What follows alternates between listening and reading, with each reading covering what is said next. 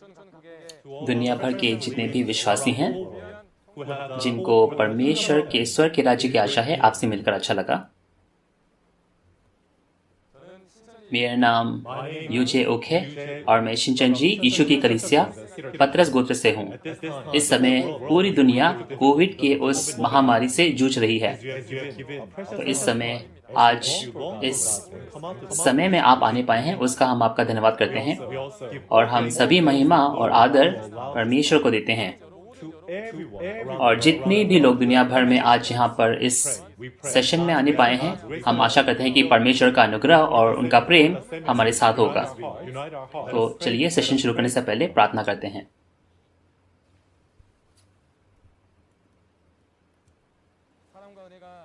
हे परमेश्वर पिता, जैसे कि आपने हमें ये मूल्यवान दिन दिया और हमें जीवन दिया और श्वास दिया, उसका हम आपका धन्यवाद करते हैं। इस समय पूरी दुनिया में तेरे प्रेम के कारण हमारे मार्गदर्शन होकर आज हम इस प्रकाशित वाक्य के भौतिक पूर्ति के इस सेमिनार में आने पाए हैं। तो आपने हमारा नेतृत्व किया, इसके लिए हम आपका धन्यवाद करते हैं। हे परमेश्वर पिता, तेरे 6000 साल के कार्य में जो सबसे मूल्यवान युग है वो इस समय का है, जिस समय प्रकाशित वाक्य की भौतिक पूर्ति प्रकट होती है। और हमारे वाचा के पादरी ने जो तेरी तरफ से बोलते हैं, वे आज हमें ये प्रकाशित वाक्य की पूर्ति के बारे में गवाही देते हैं। इस समय हम प्रकाशित वाक्य के 4 और 5 के भविष्यवाणियों के बारे में हम जांच करेंगे। और आज जितने भी लोग यहाँ इस सेशन में आने पाए हैं, कृपया उनके सभी के दिलों पर तू राज्य कर। और जितने भी वचन आज हम सुनने वाले हैं, वो हमारे लिए एक तुरही का सा आवाज हो जो हमारा मार्गदर्शन करने पाए।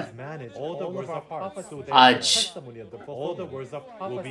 हमारे वाचा के पादरी की ओर से हमारे इंस्ट्रक्टर प्रकाशित वाक्य 4 और 5 के बारे में गवाही देंगे। उनकी तू देखभाली कर ताकि शुरुआत से लेकर अंत तक पवित्र आत्मा हमारी अगुवाई करे और ये एक ऐसा समय हो जब हम कृपा पाने पाए। और ये सारी विनती हम यीशु मसीह के नाम से मांगते हैं जो जीवन से भरपूर हैं। आमीन। प्रकाशित वाक्य के भविष्यवाणी और पूर्ति परमेश्वर की नई वाचा, उसे हम जारी रखेंगे और इस समय हम प्रकाशित वाक्य 4 और 5 पर नजर डालेंगे। इस समय पतरस गोत्र के इंस्ट्रक्टर हमारा नेतृत्व करेंगे।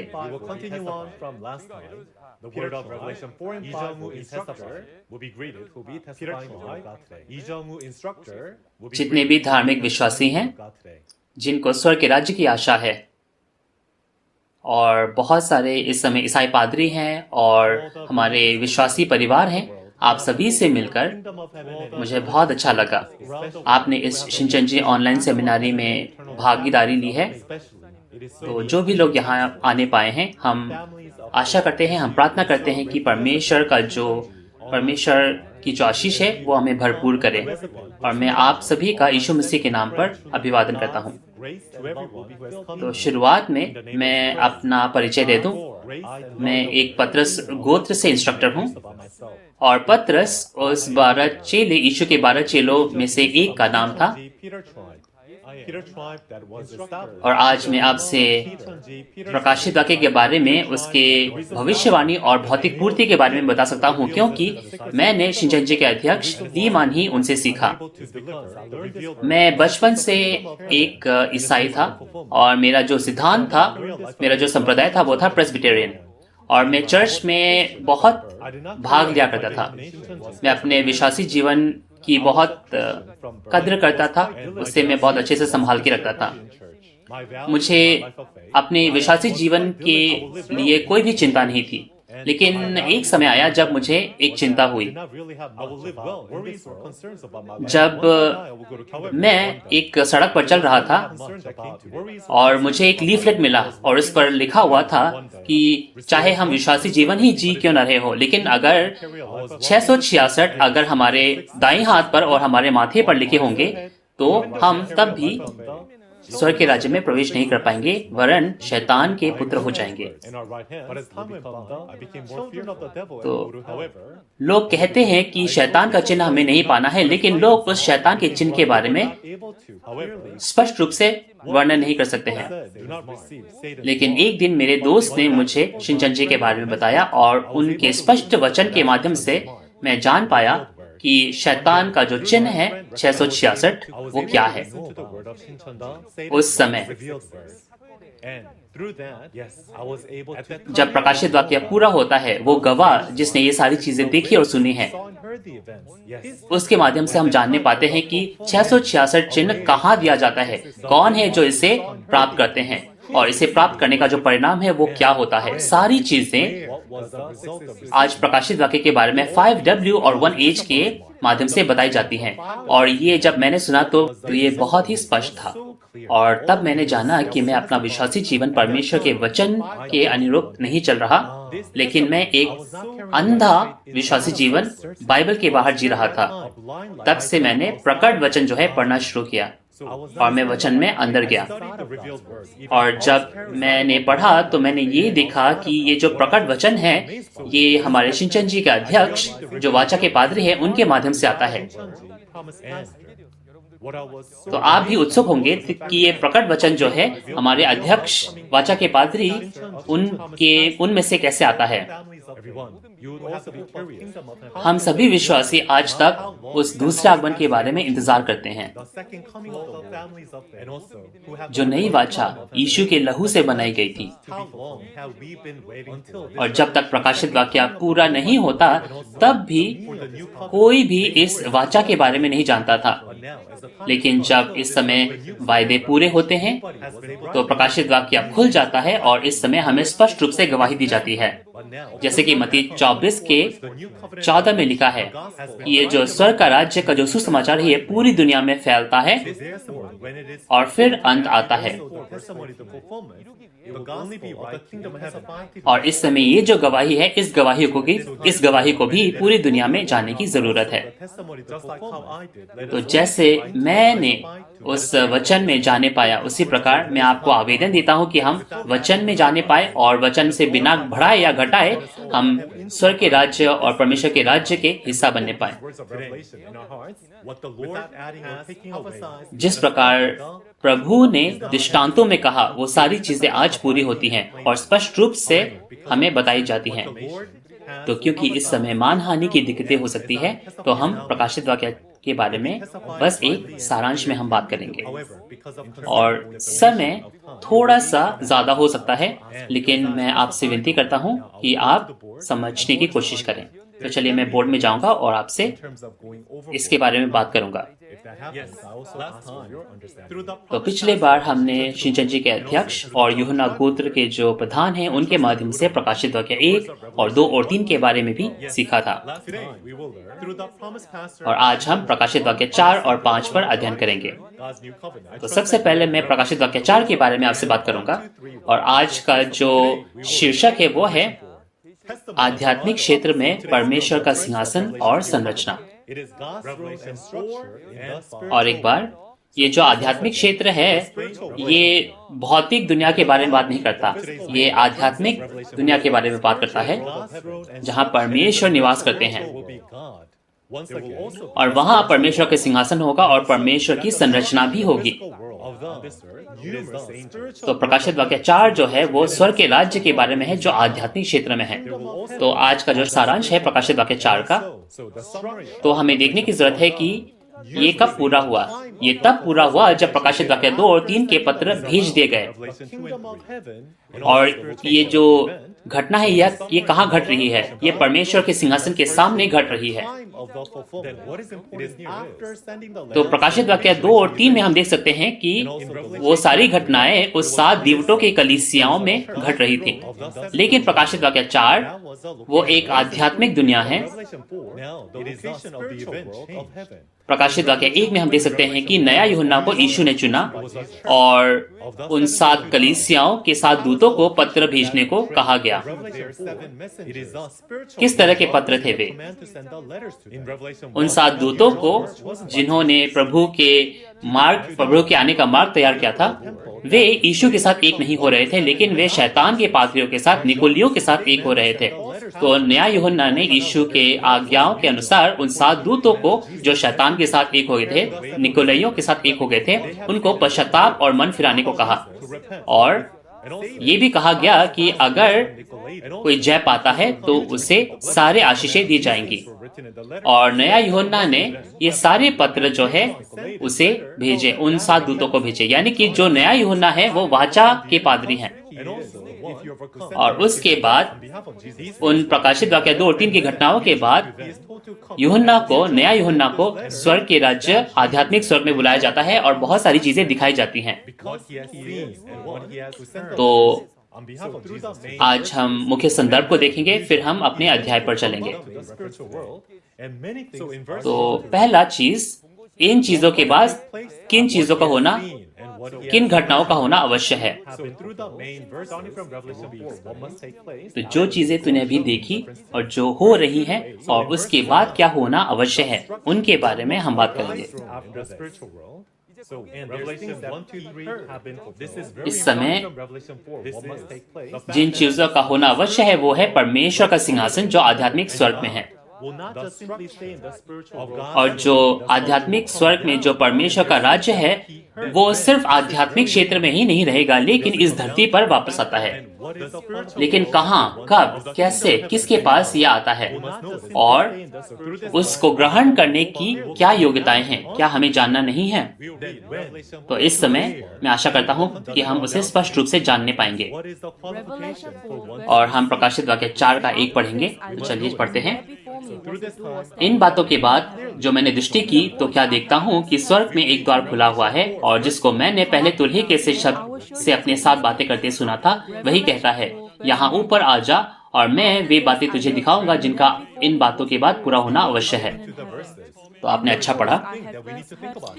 तो हम आयतों में जाने से पहले एक चीज हमें जाननी जरूरत है, वो ये है कि इन बातों के बाद जो मैंने दृष्टि की, तो इन बातों के बाद यानी कि जब प्रकाशित वाक्य की घटनाएं पूरी होती हैं तो एक व्यक्ति है जो सारी चीजें देखता और सुनता है। हाँ, 2000 साल पहले ये प्रेरित यूहन्ना थे जिन्होंने दृष्टांतों में ये सारी चीजें देखी। लेकिन जब ये पूरी होती हैं, ये वचन पूरी होती हैं पूर्ति के समय में, उस समय एक व्यक्ति है जो इन चीजों को देखकर सुनता है। वो कौन है? नया यूहन्ना जो वाचा का पादरी है। अब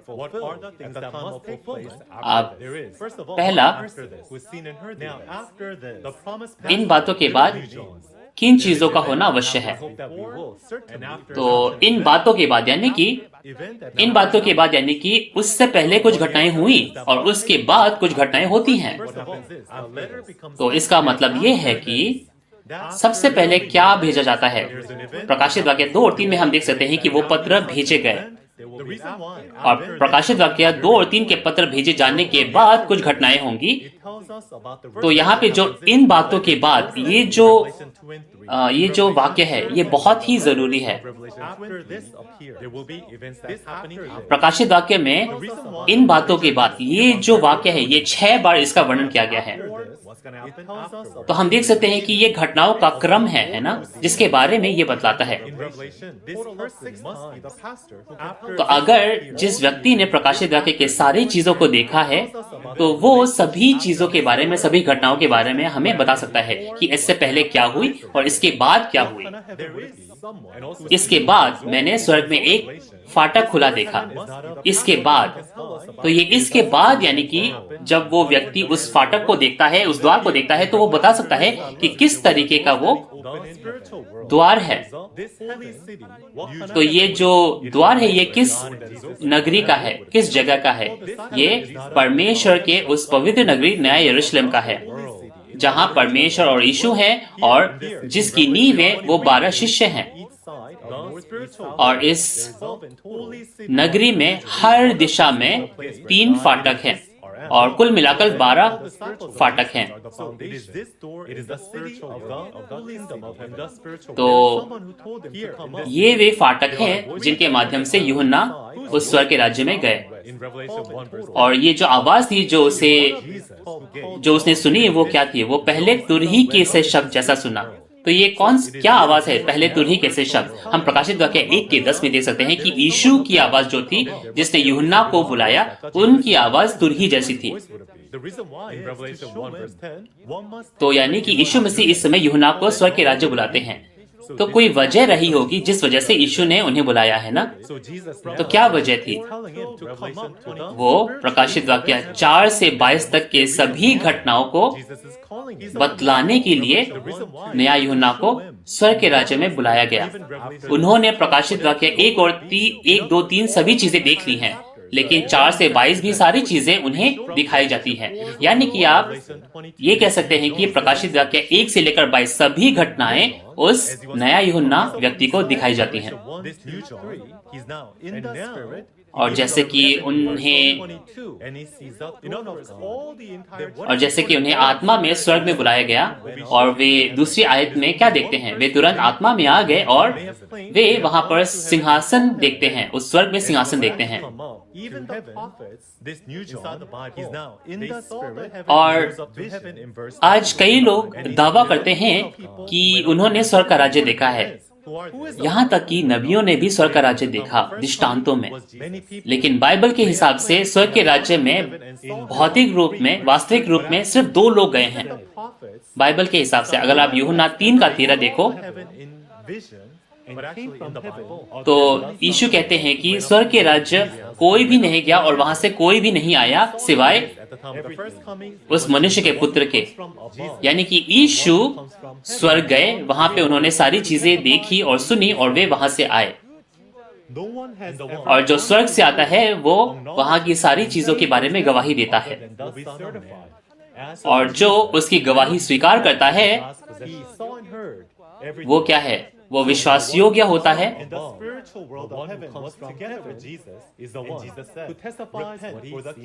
यानी कि हम देख सकते हैं कि स्वर्ग का राज्य और परमेश्वर यीशु मसीह के साथ थे, और यीशु मसीह ने भी क्या कहा? पश्चाताप करो क्योंकि स्वर्ग का राज्य निकट है। यानी कि जो आत्मिक स्वर्ग है वो यीशु मसीह के साथ है, यानी कि यीशु मसीह के साथ बहुत सारे स्वर्गदूत होंगे। इसीलिए यूहन्ना 1:51 में कहा गया है कि जो स्वर्ग के जो स्वर्गदूत है वे मनुष्य के पुत्र के साथ कार्य करते हैं। और यीशु मसीह जब दोबारा जिंदा हो गए और जब वे उस व्यक्ति को बुलाते हैं तो वो व्यक्ति कौन है? वो नया यूहन्ना है। 2000 साल पहले यूहन्ना ने भी दृष्टांतों में, दर्शन में उस स्वर्ग के राज्य को देखा।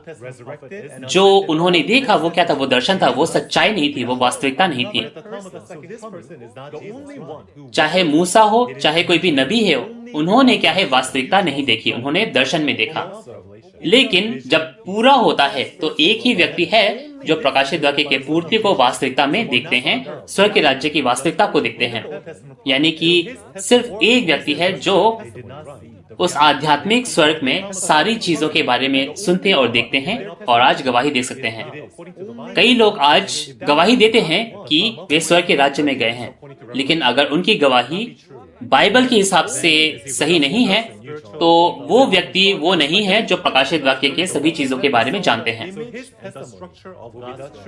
तो जैसे ही वो स्वर्ग के राज्य गए, जैसे कि आज के हमने शीर्षक में देखा, तो हम देख सकते हैं कि स्वर्ग के राज्य में सिंहासन है और एक संरचना है। तो आप खुद सोच सकते हैं कि परमेश्वर का राज्य कैसा होगा। लेकिन प्रकाशित वाक्य 4 में ये स्पष्ट रूप से लिखा हुआ है परमेश्वर का राज्य कैसा होगा, उनकी संरचना कैसी है। तो चलिए प्रकाशित वाक्य 4 में उस संरचना को हम देखते हैं। सबसे पहले ताकि आप उसे फॉलो कर सको, तो ये आपके लिए एक ड्राइंग दिया गया है। तो हम देख सकते हैं कि एक खुला द्वार है, जैसे कि प्रकाशित वाक्य 21 में है। उस फाटक से आप क्या है? अंदर जा सकते हैं, और आप अंदर जाने के बाद स्वर्ग के राज्य के उस रूप को देख सकते हैं। तो स्वर्ग के राज्य में ये सभी क्या है? अस्तित्व में है। परमेश्वर है, 24 प्राचीन है, 7 आत्माएं हैं, और एक एक करके हम सीखते हैं। चलिए, तो दूसरी और तीसरी आयत, चलिए उसके बारे में पढ़ते हैं। तो यूहन्ना जो है, नया यूहन्ना जो है, वो आत्मिक रूप में स्वर्ग गए और वहां पर उन्होंने क्या देखा? वहां पर उन्होंने परमेश्वर का राज्य देखा, परमेश्वर का सिंहासन देखा। और परमेश्वर का जो सिंहासन था वो यशब और माणिक के जैसा दिखाई पड़ता था, और सिंहासन के चारों ओर मरकत समान एक मेघ धनुष दिखाई देता था। और उस सिंहासन पर कौन बैठा होगा? परमेश्वर बैठे होंगे, है ना? तो परमेश्वर को यशब और माणिक के जैसा बताया गया है। इसका मतलब क्या है? यशब और माणिक यानी कि पृथ्वी और आकाश। पृथ्वी जो उस माणिक के जैसा लाल है, और यशब जो नीला है, जो आकाश की तरह है। यानी कि जो सिंहासन पर बैठा है वो क्या है? स्वर्ग और पृथ्वी का रचयिता है। और उनके सिंहासन के चारों ओर एक क्या है? मेघ धनुष है। हम उत्पत्ति 9 में देख सकते हैं कि परमेश्वर ने नूह को उस जल प्रलय के बाद एक मेघ धनुष दिखाया, जो कि एक वाचा था। और आप देख सकते हैं कि और मरकत जो है, मरकत सदाबहार अनंत काल का प्रतीक है। और ये जो रूप यूहन्ना ने देखा, ये बिल्कुल उस रूप की तरह है जिसके बारे में यहेजकेल ने भी वर्णन किया। तो चलिए चौथे आयत में चलते हैं। उस सिंहासन के चारों ओर 24 सिंहासन हैं, और इन सिंहासनों पर 24 प्राचीन श्वेत वस्त्र पहने हुए थे, और उनके सिरों पर सोने के मुकुट हैं। तो हम देख सकते हैं कि 24 प्राचीन जो हैं, ये 24 आत्माएं हैं जो परमेश्वर के जो सिंहासन है, परमेश्वर की संरचना है, इनके अधिकारी हैं। तो परमेश्वर के राज्य में ऐसा नहीं है कि आत्माएं हैं और कुछ नहीं कर रही हैं, लेकिन परमेश्वर के राज्य में परमेश्वर का कार्य होता है। तो उन कार्यों के भी क्या है? उन कार्यों के भी अधिकारी होते हैं। अगर एक राष्ट्रपति है तो राष्ट्रपति के भी बहुत सारे क्या है? अधिकारी होंगे जो पूरे देश की देखभाली करेंगे, जैसे कि मंत्री हो गए, बहुत सारे लोग हो गए। उसी प्रकार जो ये 24 प्राचीन हैं, वे परमेश्वर के संरचना के अधिकारी हैं। और श्वेत वस्त्र क्या है? उनके धार्मिक कार्य।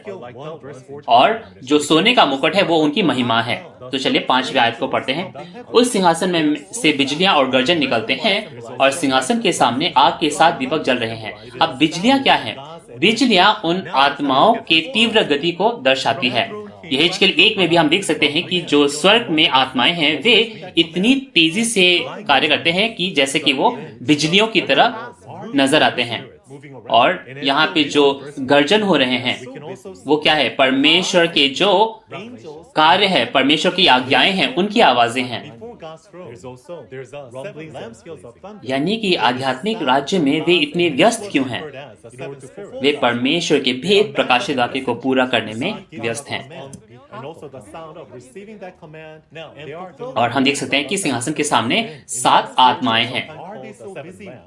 ये 7 दीपक जल रहे हैं, और ये 7 दीपक क्या है? 7 आत्माएं हैं, 7 दूत हैं जो परमेश्वर की ओर से बोलती हैं। और इन 7 आत्माओं को कभी कभी 7 दीपक कहा जाता है, यानी कि उनके कार्यों के बारे में बतलाया जाता है। हम देख सकते हैं कि दीपक क्या है? अंधकार में उजाला करता है। यानी कि एक व्यक्ति जो परमेश्वर के वचन को नहीं समझता था, उससे परमेश्वर की ज्योति, परमेश्वर के दीपक से उजाला किया जा सकता है। यानी कि ये जो 7 आत्माएं हैं, ये शिक्षा देने का कार्य करते हैं। और ये जो 7 आत्माएं हैं, इसे 7 आंखें भी कहा जाता है। आंखें हमें देखने देती हैं, हमें ढूंढने देती हैं। यानी कि परमेश्वर के सामने ये जो 7 आत्माएं हैं, 7 आंखें हैं, वे 7 क्या हैं? वे 7 निरीक्षक हैं जो परमेश्वर की आंखें बनते हैं, और पूरी पृथ्वी पर जाकर वे सभी चीजें देखते हैं और सभी चीजें परमेश्वर को वापस बताते हैं। तो ये 7 आत्माओं का नियुक्त कार्य है। अब 6ठी आयत पढ़ते हैं। अब 6ठी आयत में हम क्या देख सकते हैं कि बिल्लौर के समान कांच का जैसा समुद्र है। पुराने नियम में मूसा ने जैसा स्वर्ग में देखा वैसे ही पृथ्वी पर बनाए, और उन्होंने एक प्रतिबिंब, एक छाया, एक रूप के समान क्या बनाया? उस मंदिर के सामने, तंबू के सामने एक हौदी बनाया। पानी का एक हौदी बनाया। और जो औरतें आईने दर्पण का इस्तेमाल करती थी उससे वो बनाया गया था। तो जब उस तंबू में याजक को प्रवेश करना होता था तो वो महायाजक अपने आप को उस हौदी में धोता था और फिर वो प्रवेश करते थे। अगर वे अपने हाथों को अपने आप को नहीं धोए तो वो पाप होता था और वे अंदर जाकर मर जाते थे। सुलेमान के समय में भी क्या है, सुलेमान के समय में भी यह हौदी बनाया गया और उसे हम समुद्र कहते हैं। उस समय क्या है, उस समय उसे समुद्र कहा जाता था। लेकिन इब्रानियों 8:5 में हम देख सकते हैं कि सभी चीजें तंबू की क्या थी, वो एक आने वाली चीजों की छाया, प्रतिबिंब थे। तो जो हमारा जो हाथ और पांव धोना वो ज्यादा जरूरी नहीं है, यानी कि हमारे दिलों को धोना वो ज्यादा जरूरी है। और हमारे अंदरूनी व्यक्ति को कौन धो सकता है? परमेश्वर का वचन। वो परमेश्वर का वचन है जो हमें शुद्ध करता है। इसीलिए यीशु मसीह ने भी अपने चेलों से क्या कहा कि तुम जो वचन मैंने तुम्हें दिए हैं उससे तुम पहले से ही शुद्ध हो चुके हो। तो परमेश्वर के सिंहासन के सामने परमेश्वर का वचन है और ये परमेश्वर का प्रकट वचन है जो खुली पुस्तक है। तो परमेश्वर के सिंहासन के सामने हमेशा परमेश्वर का वचन होता है। जहां परमेश्वर का वचन है वहां परमेश्वर है, जहां परमेश्वर है वहां वचन है। तो चलिए इसके बारे में हम और प्रकाशित वाक्य 15 में देखने पाएंगे। और उसके अलावा हम 4 जीवित प्राणी देख सकते हैं और 4 जीवित प्राणी आगे पीछे हर जगह आंखों से भरे हुए हैं। अगर ये वास्तविकता में होगी तो बहुत डरावने लगेंगे, है ना? ये कौन है? ये 4 जीवित प्राणी हैं। ये 4 जीवित प्राणी हैं और प्रकाशित वाक्य 12 में हम देख सकते हैं कि ये 4 जीवित प्राणी क्या है, ये शैतान के संगठन से भी लड़ते हैं। और प्रकाशित वाक्य 6 में हम देख सकते हैं कि ये उन चुने हुए लोगों का भी न्याय करते हैं। तो जो जीवित प्राणी हैं वे क्या हैं? वे सेना के जो अधिकारी हैं, सेना के जो ऑफिसर्स हैं, उस तरह के हम तुलना कर सकते हैं। ये आंखें क्या है? ये भौतिक आंखें नहीं हैं, लेकिन ये क्या है? हजारों के ऊपर हजारों वे आत्मिक सेना है। आप यहोशू 5 में देखो तो उन्हें क्या कहा जाता है? उन्हें ये क्या है? इन्हें उन 4 जीवित प्राणियों को क्या है? उन्हें सेना के जो कमांडर है, सेना के जो सेनापति है वो भी कहा गया है।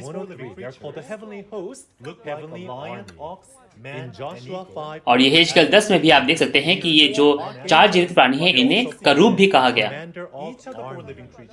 और जैसा कि 7वें आयत में हम देख सकते हैं, 7वें आयत से हम उस 4 जीवित प्राणी के नियुक्त कार्य को देख सकते हैं। ये क्या है? ये एक सिंह, एक उकाब, एक मनुष्य और एक बैल की तरह दिखते हैं। हर जीवित प्राणी के पास ये 4 क्या है? ये 4 रूप हैं। हम देख सकते हैं सिंह क्या मतलब है? सिंह उन पशु का न्याय कर सकता है। पशु कौन होता है? एक व्यक्ति जो परमेश्वर के वचन को नहीं समझता वो पशु होता है। और बैल का क्या मतलब होता है? बैल क्या है? खेतों को जोतता है। बैल जो है खेत को जोतता है। तो उस तरह का जो जीवित प्राणी वो क्या है? एक व्यक्ति के दिल को जोतता है। और मनुष्य क्या है? एक सोच समझ कर क्या झूठ है क्या सच है उसका भेद कर सकता है। और उकाब जो है वो एक क्या है? एक पक्षी है। और पक्षी आत्मिक रूप में क्या? पक्षी का आत्मिक मतलब क्या है? अलंकारिक मतलब क्या है? वो है आत्मा। और हर जीवित प्राणी का क्या है? अलग अलग नियुक्त कार्य है। तो ये जो जीवित प्राणी है इनके क्या है? 6 पंख हैं। और ये 6 पंख क्या है? ये 6 वे प्राचीन हैं जो उन जीवित प्राणियों की मदद करते हैं। तो ये जो पंख है ये क्या करते हैं? पंख उस जीव को यहाँ वहां जाने में मदद करते हैं। तो ये जो 6 प्राचीन हैं ये हर जीवित प्राणी की मदद करते हैं। तो 4 जीवित प्राणी और हर जीवित प्राणी के पास 6 पंख हैं, यानी कि 4 जीवित प्राणी 6/4 24 प्राचीन। तो हम देख सकते हैं कि जो जीवित प्राणी हैं और जो 24 प्राचीन हैं वे हमेशा एक साथ कार्य करते हैं। और आप प्रकाशित वाक्य के इन वाक्यों में भी उसकी पुष्टिकरण कर सकते हैं। ये परमेश्वर के राज्य में परमेश्वर की संरचना है और इस संरचना को नया यूहन्ना ने देखा। लेकिन बात यह है कि क्या आप उस जगह जाना चाहोगे? हम खुद जाकर देखना चाहेंगे, है ना? कौन जाना चाहते हैं स्वर्ग का राज्य? हाथ उठाएं। जाहिर सी बात है, सभी लोग जाना चाहेंगे।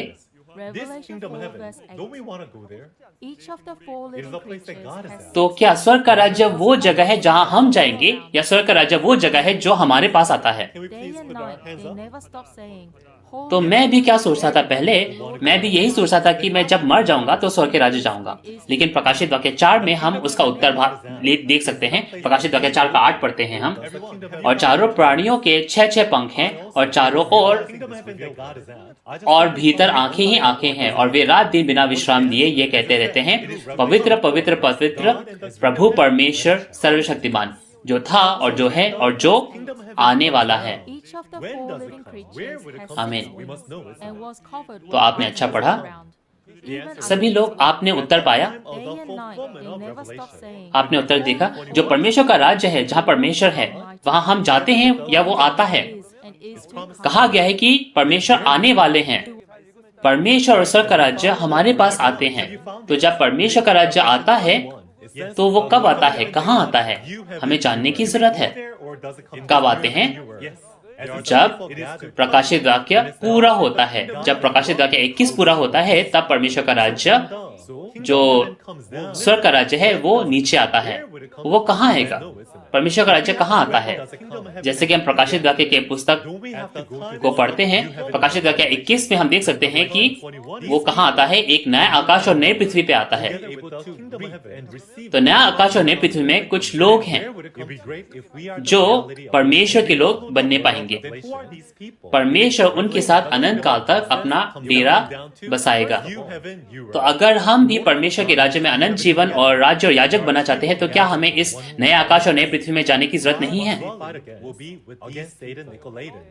क्योंकि ये लोग जो नए आकाश और नए पृथ्वी में हैं, वे लोग परमेश्वर के उत्सव के राज्य को, उसका अभिवादन करने पाएंगे। तो स्वर्ग का राज्य किन लोगों के ऊपर आता है? सबसे पहला, स्वर्ग का राज्य उस पर आता है जो जय पाता है ना? यानी कि किसी को जय पाने की जरूरत है। किस पर जय पाने की जरूरत है? उन शैतान और निकोलियों पर। जैसे प्रकाशित वाक्य 13 में हम देख सकते हैं कि जो उन शैतान के संगठन निकोलियों, शैतान के पादरियों पर जय पाता है, उनसे लड़कर उन पर जय पाता है। और प्रकाशित वाक्य 3 के 21 के अनुसार यीशु, परमेश्वर और स्वर्ग का राज्य उस जय पाने वाले के साथ एक होगा, और वो जय पाने वाला उस यीशु के सिंहासन पर भी बैठने पाएगा। और क्योंकि वो जय पाता है, वो इज़राइल बनने पाता है। और वे परमेश्वर के साथ अकेले नहीं रहते, लेकिन क्योंकि ये वचन सभी लोगों को प्रचार किया जाता है, तो प्रकाशित वाक्य 7 में हम देख सकते हैं कि जो 12 गोत्र मुहरे थे वे भी हैं, और वो महान भीड़ भी आती है, और उन लोगों के साथ परमेश्वर अपना डेरा बसाते हैं। तो ये जो 12 गोत्र हैं, वे उस जय पाने वाले के साथ हैं, जहां परमेश्वर का राज्य आता है। और उन लोगों को मत्ती 25 में क्या कहा गया है? उन लोगों को भेड़ समान विश्वासी कहा गया। और यूहन्ना 14 में हम देख सकते हैं कि यीशु कहते हैं कि मैं तुम्हारे लिए एक स्थान तैयार करूंगा।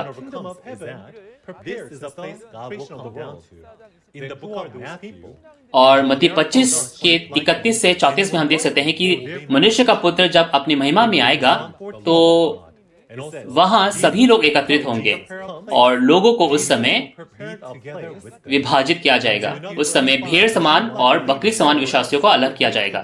लेकिन जो भेड़ समान विश्वासी हैं, वे उस राज्य को पाने पाएंगे जो उत्पत्ति से उनके लिए तैयार की गई है।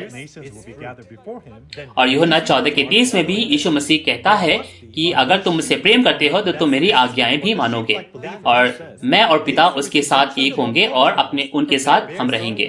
तो जो भेड़ समान विश्वासी हैं वे लोग हैं जो यीशु मसीह के वचनों पर चलते हैं, उनकी आज्ञाओं को मानते हैं।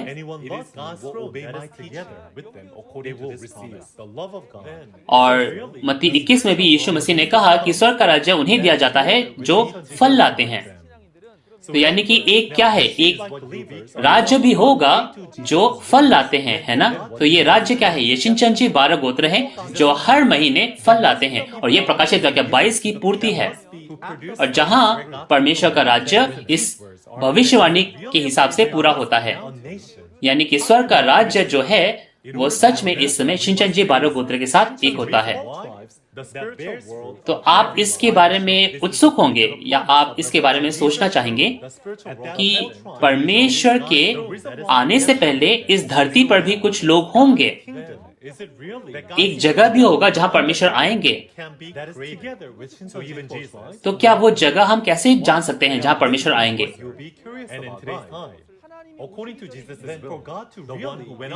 इस जगह को जानने के लिए, इसी चीज के लिए ये जो स्वर्ग का राज्य है ये पहले से दिखाया गया। यीशु मसीह को भी वो स्वर्ग का राज्य क्यों दिखाया गया? ताकि जिस राज्य में परमेश्वर आने पाए वो इस धरती पर बनाया जा सके।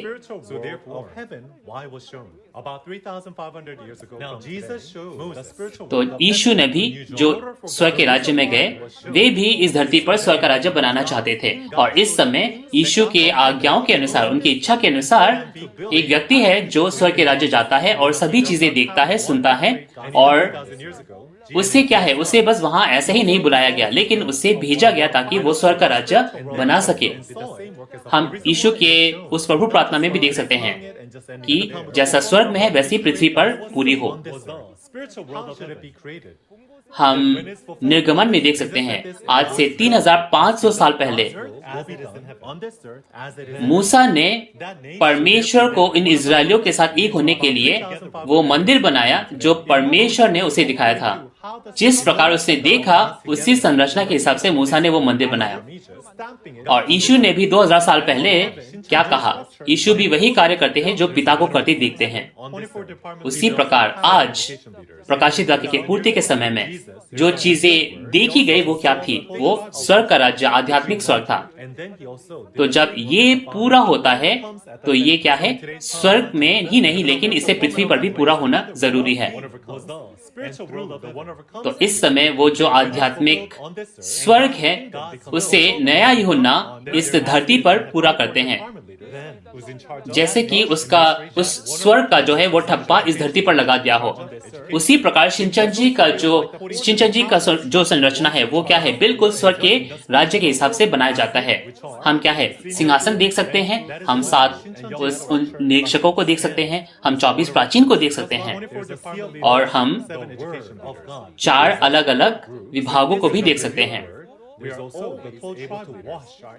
तो जो जय पाता है यीशु, परमेश्वर और स्वर्ग का राज्य उनके साथ है। और अगर हम उनके साथ एक होते हैं तो हम भी क्या है, हम भी इस स्वर्ग के राज्य के साथ एक हो सकते हैं। और ये जो 24 प्राचीन है ये क्या है, ये स्वर्ग के राज्य के अधिकारी हैं।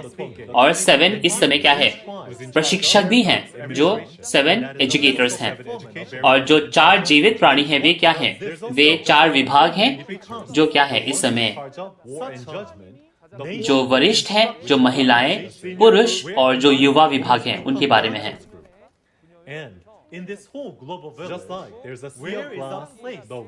और परमेश्वर के सिंहासन के सामने जो कांच का समुद्र जैसा था वो क्या है, वो वचन है जिसके माध्यम से हम आज अपने आप को धो सकते हैं ताकि परमेश्वर के सामने हम एक धार्मिक विश्वासी जीवन को जी सकें। इस समय स्वर्ग के राज्य में जाने के लिए हमें उन 12 फाटकों में से एक में से गुजरने की जरूरत है। और वो 12 फाटक क्या है, वे 12 गोत्र के प्रधान, वे वो फाटक बनने पाते हैं और हर गोत्र हर महीने फल लाता है। ये भौतिक पूर्ति है उन फलों की। तो ये सभी चीज क्या बन जाती है इस समय? ये क्या है? ये एक राज्य बन जाता है, एक संरचना, एक संगठन बन जाता है जहां परमेश्वर का राज्य उतर सकता है। इस पूरे दुनिया में कौन सी ऐसी जगह है जो इसकी तरह, जो स्वर्ग के राज्य के रूप की तरह बनाई गई है? आज शिनचन जी इस प्रकार बनाई गई है। तो इस ड्राइंग को आप देखोगे तो आपको समझने में मुश्किल हो सकती है, लेकिन आज क्या है, हम उस भौतिक पूर्ति को भी जानते हैं। ये शिनचन जी के 12 गोत्र की संरचना का दिन है। हम समय देख सकते हैं 1995 को मार्च 14 को ये कोरिया गणराज्य में सुवॉन पब्लिक स्टेडियम में ग्योंगी-दो में ये 12 गोत्रों को भी नियुक्त किया गया था और 24 प्राचीनों को भी नियुक्त किया गया था। उन्होंने परमेश्वर के सामने एक वाचा बांधी। इस प्रकार शिनचन जी के जो 12 गोत्र हैं उनकी स्थापना हुई। शिनचन जी मार्च 1984 में बनाया गया और जैसे ही लोग आने लगे, बहुत सारे लोग आने लगे, तो ये संरचना भी बनाई गई और उसके बाद शिनचन जो है बहुत तीव्र गति से बढ़ने लग गया। इस सच्चे वचन का अनुसरण करने के लिए बहुत लोग इस राज्य में आने लग गए और हम देख सकते हैं कि 2019 में शिनचन जी के 12 गोत्रों ने जो एक साल में 1 लाख स्नातकों का, 1 लाख लोगों का ग्रेजुएशन करने पाए वो। तो ये जो प्रथम फल हैं, ये परमेश्वर को सौंपे गए और ये ग्रेजुएशन सर्विस रखा गया। और प्रकाशित वाक्य 4 के हिसाब से जैसे स्वर्ग में देखा गया, उसी प्रकार आज पृथ्वी पर पूरा किया जाता है। और आज दुनिया में, पूरी दुनिया में सिर्फ एक ही जगह है जो जहां ये पूरा होता है, जहां वो नया यूहन्ना है, जो इस समय जैसा उन्होंने स्वर्ग में देखा वैसे ही आज धरती पर पूरी करते हैं। तो क्या हमें इस जगह में जाने की जरूरत नहीं है? क्या हम यहाँ नहीं जाना चाहते? हम कैसे जा सकते हैं? यहाँ जाने का जो तरीका है वो हम प्रकाशित वाक्य 5 में जानने पाएंगे। अब प्रकाशित वाक्य का 5वें अध्याय का विषय क्या है? मोहर बंद पुस्तक, जो कि 7 मोहर लगाकर मोहर की गई है। अब यूहन्ना जब वो आत्मिक स्वर में गया, उसने परमेश्वर के दाहिने हाथ में मोहर बंद पुस्तक देखी, जो कि 7 मोहर लगाकर बंद की गई थी। और ये बातें 5वें अध्याय में लिखी गई हैं। और ये समय 4थे अध्याय के जैसा ही है। प्रकाशित वाक्य के 2 और 3 अध्याय के पत्र भेजने के बाद का ये समय है। और ये जगह परमेश्वर के सिंहासन के सामने की जगह है। अब परमेश्वर के दाहिने हाथ में 7 मोहर लगाकर मोहर बंद पुस्तक है। यीशु मसीह उस मोहर बंद पुस्तक को लेता है और ये बातें नया यूहन्ना देख रहा है। और जब यीशु मसीह पुस्तक लेता है तो 4 जीवित प्राणी और 24 प्राचीन वो नया गीत गाने लगते हैं। और नए गीत का जो बातें हैं वो क्या है? यीशु के लहू के द्वारा बहुत से लोग खरीदे जाते हैं और वह परमेश्वर के राज्य और याजक बनाए जाते हैं। परमेश्वर के राज्य और याजक बनाए गए हैं, ये बातें बताई जा रही है यहाँ पर। ये कैसे पूरा होता है? यीशु ने मोहर बंद पुस्तक को लिया परमेश्वर से और उसकी पुस्तकों की मोहरों को खोला। और ऐसा कैसा ये घटना हो सकती है कि सभी स्वर्गदूत इतने खुश हैं? ये बातें आप 5वें अध्याय में आज जानेंगे। 5वें अध्याय में पहली से लेकर 3 आयत हम लोग पढ़ेंगे। जो सिंहासन पर बैठा था, मैंने उसके दाहिने हाथ में एक पुस्तक देखी जो भीतर और बाहर लिखी हुई थी। वह 7 मोहर लगाकर बंद की गई थी। फिर मैंने एक बलवंत स्वर्गदूत को देखा जो ऊंचे शब्द से ये प्रचार करता था, इस पुस्तक को खोलने और इसकी मोहर तोड़ने के योग्य कौन है? परंतु न स्वर्ग पर, न पृथ्वी पर, न पृथ्वी के नीचे कोई इस पुस्तक को खोलने या इस पर दृष्टि डालने के योग्य मिला। तो ये मैं बातें आपको फिर से गौर करना चाहता हूँ। हर एक अध्याय में एक व्यक्ति है जो एक घटनाओं को देख रहा है। 5वें अध्याय में भी आप देख सकते हैं कि अब मैंने देखा। तो यहाँ पर जो देखने वाला है वो वादे का पादरी नया यूहन्ना है। तो ये नया यूहन्ना क्या देखता है? वो देखता है कि परमेश्वर सिंहासन पर बैठा है, लेकिन उसके दाहिने हाथ में एक मुहर बंद पुस्तक है जो कि 7 मुहर लगाकर मुहर की गई है। ये किस प्रकार की पुस्तक होगी, आप सोच के देखिए। ये मुहर करना पड़ा, इतना इतना सख्ती से उसको मुहर करना पड़ा कि स्वर्ग पर, पृथ्वी के नीचे कोई नहीं देख पाता है, उसमें नजर भी नहीं डाल पाता है। क्या आप इसके बारे में उत्साहित नहीं है इसको जानने के लिए? तो इसके लिए हमें जानने के लिए हमें पुराने नियम में जाना पड़ेगा, क्योंकि पुराने नियम में भी मुहर बंद पुस्तक है। अगर आप पुराने नियम की मुहर बंद पुस्तक को जान लेंगे तो आप इस नए नियम में जो परमेश्वर के दाहिने हाथ में पुस्तक है उसको भी आप जान लेंगे। चलेंगे हम लोग यशायाह उसका 29वां अध्याय, उसकी 9वीं से लेकर 14वीं आयत। तो 9वीं आयत में हम देख सकते हैं परमेश्वर कहता है तुम मतवाले हो। तो परमेश्वर आपको गहरी नींद में डाल चुका है। किनको? वो भविष्यवक्ताओं को, नबी रूपी आंखों को, उनको वो बंद कर रखा है, तो वो क्या नहीं देख सकते हैं? लिखा है 11वीं आयत में, इसीलिए सारे दर्शन तुम्हारे लिए एक लिपटी और मुहर बंद की हुई पुस्तक के बातों के समान है। तो दर्शन क्या होता है? दर्शन और कुछ नहीं जी, मुहर बंद पुस्तक के समान है। दर्शन का मतलब क्या है? जो कि दिखाया गया है लेकिन वो वास्तविकता भी नहीं हुई है, वो सिर्फ एक दर्शन के माध्यम से दिखाया गया है भविष्यवक्ता को।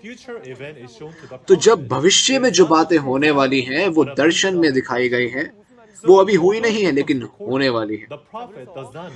लेकिन जब ये दर्शन दिखाया जाता है, भविष्यवक्ता नहीं समझने पाता है इसको। इसका क्या मतलब है? भविष्य में वास्तविकता में क्या होने वाला है? तो भविष्यवाणी दर्शन के रूप में दिखाई जाती है, और जैसा वो भविष्यवक्ता देखता है उसको वो वैसा लिखता है। लेकिन उसको आप पढ़कर ऐसे ही कोई नहीं समझ सकता। अगर कोई व्यक्ति कहता है कि यहाँ पे अगर आप देखें, 2 प्रकार के लोग हैं, पढ़ा लिखा और अनपढ़ा। पढ़ा लिखा कहता है मेरे को इसमें मुहर बंद है, मैं कैसे पढ़ सकता हूँ। और जो अनपढ़ है वो कहता है मुझे पढ़ना ही नहीं आता। तो पढ़ा लिखा कौन है धर्मशास्त्र के अनुसार? जी हाँ, पादरी। और अनपढ़ कौन है? सदस्य। लेकिन दोनों ही नहीं पढ़ पा रहे हैं। लेकिन दिक्कत की बात क्या है?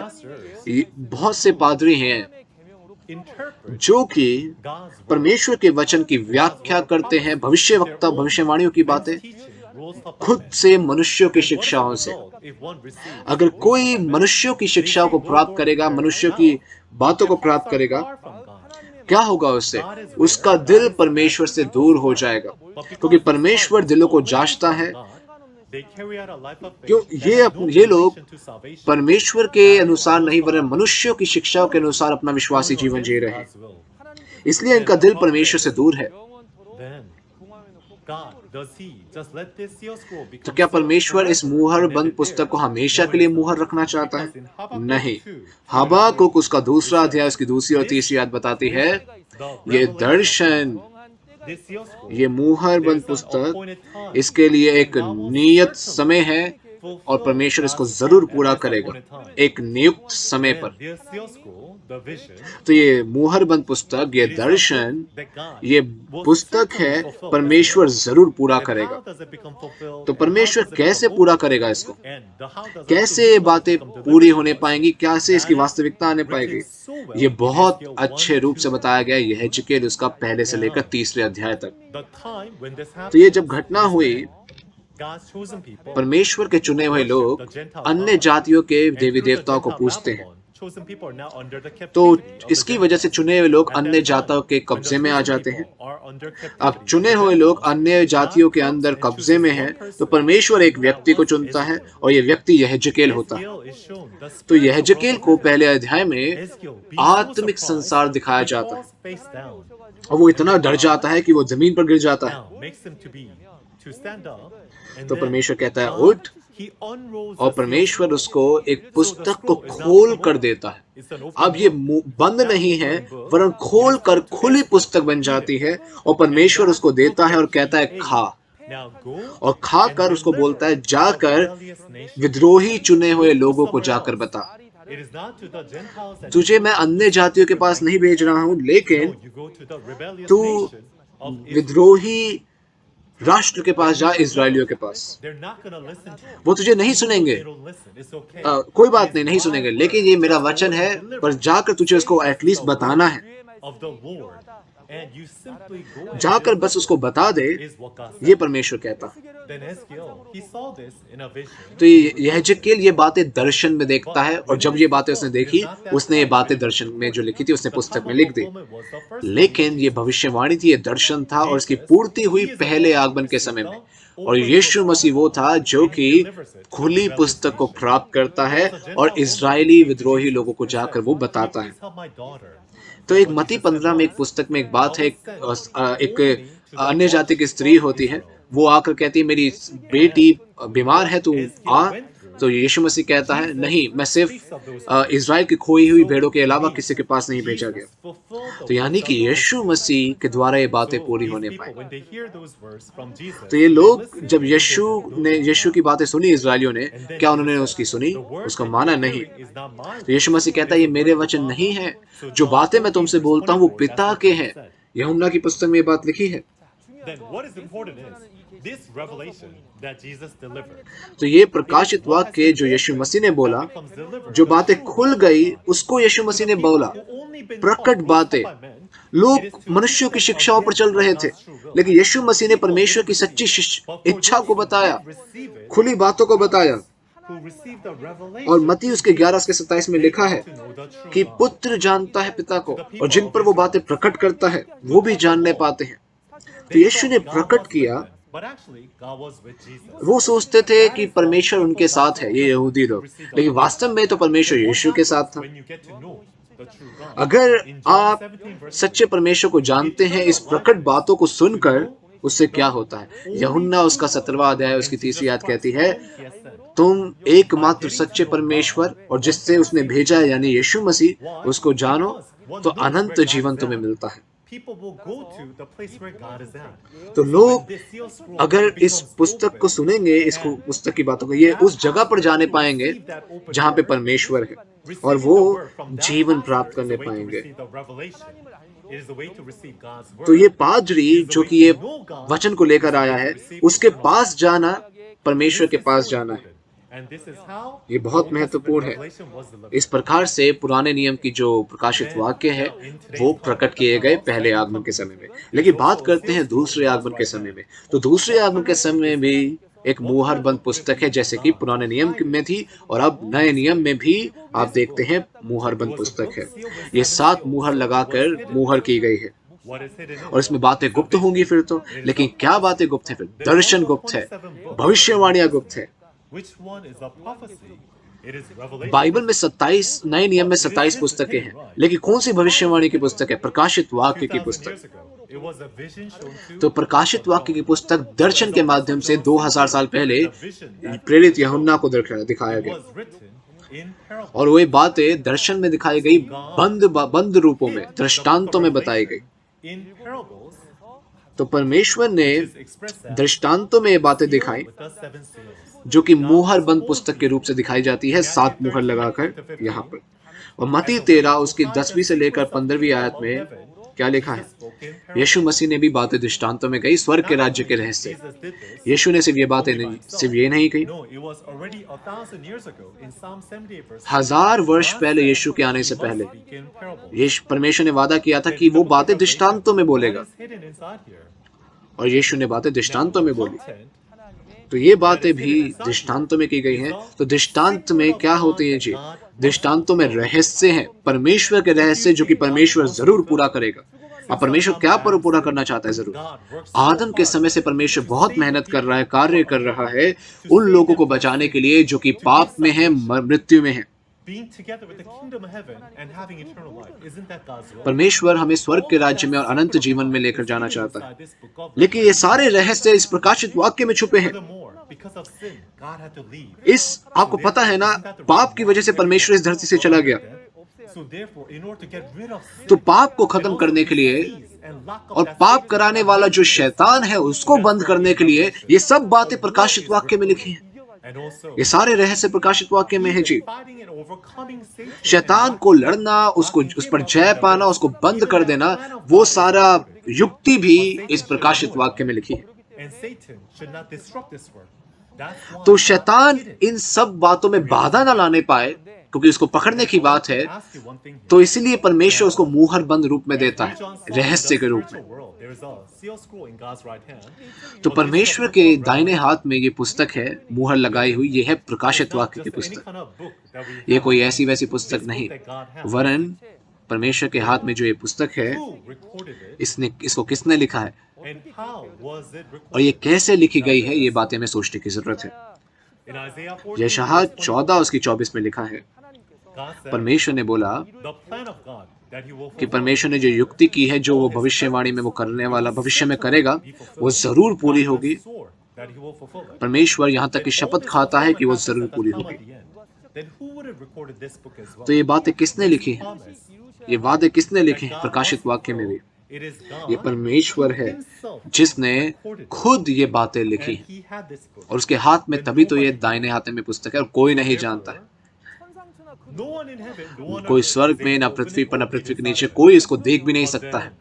इसके अंदर की बात है, तो कोई नहीं जानता। ये बातें सही नहीं। तो क्या ये बात सही नहीं कि सबको ये बात बोलनी चाहिए कि आप नहीं जानते हैं? तो जो पढ़ा लिखा हो चाहे अनपढ़ हो, कोई नहीं पढ़ पा रहा है, तो क्यों हम मनुष्य की बातों को हम दें? मनुष्य की शिक्षा है। आज भी दुनिया में बहुत से पादरी हैं जो प्रकाशित वाक्य की बातों को करते हैं, लेकिन उन सभी की व्याख्याएं वो मनुष्यों की शिक्षाएं हैं। बाइबल कहती है हमें प्रकाशित वाक्य में ना बढ़ाना है ना घटाना है। क्यों? क्योंकि ऐसा ही इसमें पूरा होगा जैसा उसमें लिखा है। तो जब पूरा होगा, तो पूरा होगा वो सिखाया जाएगा, तब लोग कंफ्यूज हो सकते हैं, क्योंकि वो पहले से झूठ सीखते आ रहे हैं, मनुष्य की शिक्षा है। इसीलिए वो व्यक्ति स्वर्ग के राज्य में नहीं जाने पाएगा और उसमें विपत्तियां आएंगी। तो पादरी, बहुत सारे पादरी है जो प्रकाशित वाक्य अपने ही रूप से व्याख्या करते हैं। वो बहुत से ऐसे पादरी हैं ये जो मुहर पुस्तक है वो ये है, 4 जीवित प्राणी जो है वो 4 सुसमाचार है। नहीं, बाइबल तो बताती है 4 जीवित प्राणी 4 प्रधान स्वर्गदूत है। जीवित प्राणी एक जीविता है। सुसमाचार एक पुस्तक है जो कि सुसमाचार देती है। वो कैसे जीवित प्राणी हो सकता है? ये बढ़ाना और घटाना है प्रकाशित वाक्य में, ये गलत सिखाना है। और प्रकाशित वाक्य को बिल्कुल भी ना सिखाना, वो भी क्या है? उसमें घटा देना है ना। इसीलिए हमें अच्छे से सीखने की जरूरत है ताकि हम लोग सही रूप से इसकी व्याख्या करने पाए। लेकिन कोई भी न स्वर्ग न पृथ्वी पर इसके योग्य मिला इसको खोलने के लिए। इसलिए यूहन्ना बहुत रोता है यहाँ पर। तो इस पुस्तक की बातें अगर नहीं खुलेंगी तो बातें पूरी नहीं होंगी। परमेश्वर का राज्य, परमेश्वर का उद्धार पूरा नहीं हो पाएगा। अगर प्रकाशित वाक्य पूरा नहीं होता है तो स्वर्ग का राज्य, अनंत जीवन, परमेश्वर का रहस्य पूरा नहीं हो पाएगा और हम सभी मनुष्य, मानव जाति पाप में ही रह जाएंगे। तो इसलिए यूहन्ना बहुत रोता है। तो ये नया यूहन्ना बहुत रोता है ना। तो क्या महत्वपूर्ण है? नया यूहन्ना को यहाँ पर एक प्राचीन आकर कहता है, बहुत अच्छी बात कहता है, एक अच्छा संदेश देता है। एक योग्य है जो कि इस मुहर बंद पुस्तक को खोल सकता है। वो कौन है? वो है यहूदा के गोत्र का वह सींग जो दाऊद का मूल है। कौन है दाऊद का मूल? यीशु मसीह। तो कौन है इस पुस्तक की बातें मुहरों को खोल सकता है? कोई नहीं खोल सकता था, सिर्फ यीशु मसीह है जो कि खोल सकता है। तो इसका क्या मतलब है? इस पुस्तक की मुहर को खोलने का मतलब, मुहर को खोलने का मतलब उसको तोड़ने का मतलब दृष्टांत था, ये मुहर बंद है ना पुस्तक। तो वास्तविकता में परमेश्वर का जो वादा है वो दृष्टांतों में बंद था, लेकिन अब वो पूरा हो गया है। भौतिक पूर्ति आई है, वास्तविकता आई है। ये वास्तविकता जो भौतिक पूर्ति है, ये प्रकाशित वाक्य है। तो यीशु ने प्रकाशित वाक्य का 6वां अध्याय और उसके पहली से लेकर 6ठी आयत में से 6 मुहरें खोली, और 8वें अध्याय में उसने 7वीं मुहर खोली। तो यानी कि जब उसने मुहर खोली तो वास्तविकता आने पाई, उसने भौतिक पूर्ति करी इस जगह, इस धरती पर। तो इसको और अच्छे से समझाने के लिए, ये मुहर बंद पुस्तक थी। 7 दूत थे, आप जानते हैं, 7 तारे। लेकिन जब पूर्ति हुई तो 7 तारे नहीं आते, वरन 7 दूत आते हैं, उसकी पूर्ति आती है। दृष्टांतों में 7 तारे लिखे गए थे, लेकिन उसकी पूर्ति आती है और 7 दूत आते हैं। भौतिक पूर्ति में ये 7 दूत होते हैं। फिर हम समझ नहीं पाते, 7 तारों का मतलब 7 दूत है जो कि वादा है। साथ ही साथ इसकी मुहर तोड़ने के लिए एक शर्त भी है। यीशु मसीह ने जय प्राप्त किया। यहाँ पे लिखा है कि वो जयवंत हुआ है, इसलिए वो तोड़ने के योग्य है। तो उसने क्या जयवंत हुआ? यूहन्ना उसका 16 उसके 33वीं आयत में लिखा है कि यीशु मसीह ने इस जगत में जय प्राप्त की है। हे ढांढस बांधो, उसने जगत में जय प्राप्त की है। ये बात यीशु ने कही।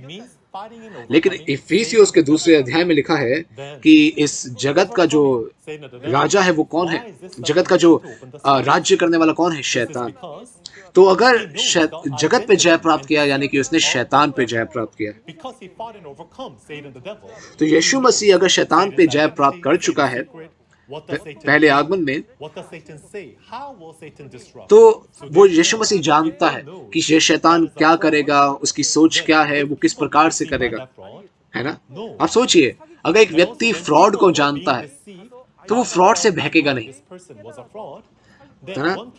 और आप एक व्यक्ति अगर फ्रॉड को जानता है तो वो दूसरे को भी बता सकता है और दूसरा व्यक्ति भी जान पाता है। तो शैतान कैसे परमेश्वर के कार्य में रुकावट लाता है?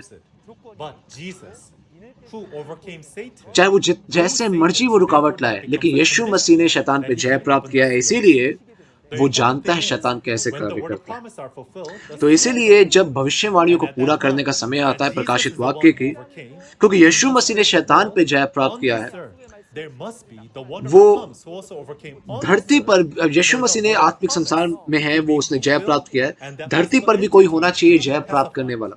इसीलिए हम लोग देखते हैं कोई जय प्राप्त करने वाला है। तो इसीलिए जब ये बातें पूरी होती है, उस सामने कोई व्यक्ति होता है जो कि हमेशा इन बातों को देख रहा है पूरा होते हुए। वो कौन है? परमेश्वर, यीशु का वादे का पादरी। इस प्रकार से आमोस उसका 3 अध्याय उसकी 7वीं आयत आती है, जहाँ पे लिखा है कि परमेश्वर बिना बताए, अपना मर्म बिना प्रकट किए भविष्यवक्ताओं पर कुछ नहीं करता है। तो प्रकाशित वाक्य का हर एक अध्याय की बातें उसको दिखाई जाती है। तो इस 4थे और 5वें अध्याय में यहाँ पे क्या दिखा? 4थे से लेकर 22वें अध्याय का सारी घटनाएं इसको दिखाई गई आत्मिक संसार में। अब इसने देखा है तो इसको धरती पर भी वैसा ही पूरा करना है। तो इसको यहाँ पे जब भविष्यवाणियां पूरी होती है, पुस्तकें की मुहरें खोली जाती है, तो एक पादरी होता है। इसका कर्तव्य है कि सब की जो बातें पूरी हुई हैं, इसकी वो गवाही दे, जो उसने देखा और सुना है। इसीलिए प्रकाशित वाक्य कैसे पहुंचाया जाता है, इसकी बातें कैसे पहुंचाई जाती है, ये प्रकट वचन कैसे पहुंचाया जाता है हमारे पास, हमें समझने की जरूरत है। तो मुहर तोड़ने वाला कौन है? यीशु मसीह। यीशु मसीह क्या करता है? ये मेमना, वो आगे आता है, ये परमेश्वर के दाहिने हाथ से पुस्तक को लेता है। तो कौन लेता है? मेमना, यीशु मसीह। वो पुस्तक लेता है परमेश्वर के दाहिने हाथ से। किस लिए? मुहर को तोड़ने के लिए, पुस्तक को खोलने के लिए। कितना महत्वपूर्ण ये बात है। यीशु मसीह कितने महत्वपूर्ण है। और जब ऐसा होता है तो स्वर्ग कितना खुश हो जाता है।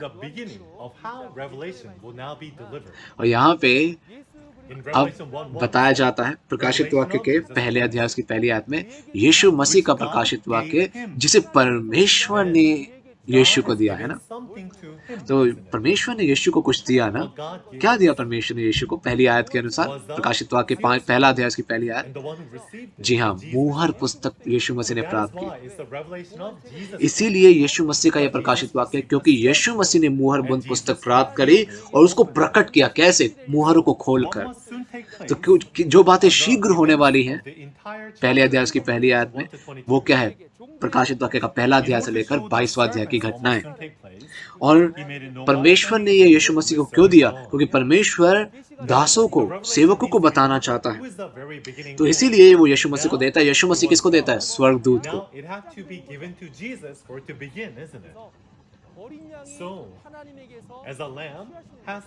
तो मेमना इस पुस्तक को लेता है। ये कितना महत्वपूर्ण घटना है ना? तो इस ड्राइंग से हम लोग जानेंगे, इस ड्राइंग से हम जानेंगे। तो आप स्क्रीन पर ड्राइंग देख सकते हैं। परमेश्वर के हाथ में, दाहिने हाथ में पुस्तक थी। यीशु ने ले ली परमेश्वर से और यीशु ने एक एक करके मुहर को तोड़ा। और मुहर को तोड़ने का मतलब भविष्यवाणियां पूरी करी। और वास्तविकता में भौतिक पूर्तियां आती हैं। लेकिन ये पूर्ति जो हुई है, ये पुस्तक जो हुई है, वो दिखाने के लिए सभी दासों को, सेवकों को प्रकाशित वाक्य के 10वें अध्याय में स्वर्गदूत है अब खुली पुस्तक लेकर आता है, जो कि उसने यीशु से प्राप्त की है। अब वो किसको देता है 10वें अध्याय में? वो यूहन्ना को देता है।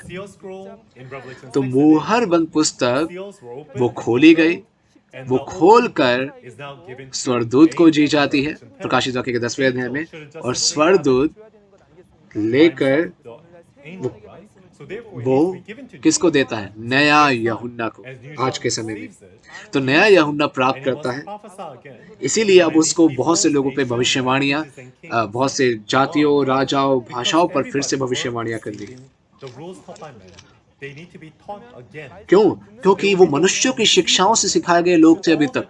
अब उनको फिर से सिखाने की आवश्यकता है परमेश्वर का प्रकट वचन। तो क्या हम लोग जब वचन को प्राप्त करें और सिर्फ उसको उस पे ना चलकर हम लोग स्वर्ग पे जाने पाएंगे? नहीं, हमें इसको प्राप्त करना है, उस पे चलना है, उसको मानना है। वो परमेश्वर के सब सेवक बनने पाएंगे। वो सेवक बनने पाएंगे, हर कोई सेवक नहीं बनने पाएगा। और इसीलिए प्रकाशित वाक्य के 14वें अध्याय, उसकी 7वीं और 7वां अध्याय में भी, इन दोनों अध्याय में भी आप देखते हैं जो यूहन्ना से सुनने वाले हैं, वो लोग कटनी होते हैं। और कटनी होकर वो परमेश्वर के राज्य में 12 गोत्र में आते हैं। वो 12 गोत्र बनने पाते हैं। तो कोई व्यक्ति प्रकाशित वाक्य को ही प्राप्त कर स्वर्ग के राज्य में जा सकता है, अनंत जीवन प्राप्त कर सकता है। जो सबसे महत्वपूर्ण बात है यहाँ पर वो क्या है? ये पुस्तक सिर्फ एक व्यक्ति नया यूहन्ना को दी जाती है। इसीलिए सभी लोगों को इस नए यूहन्ना से लेने की जरूरत है। परमेश्वर, यीशु और स्वर्गदूत से आपको नहीं लेना है। ये वादा है, ये रूट, ये रास्ता वादा है। यीशु स्वर्गदूत आत्मा में है, लेकिन नया यूहन्ना तो शरीर में है ना। इसीलिए इस नए यूहन्ना से ही हम लोग ले सकते हैं।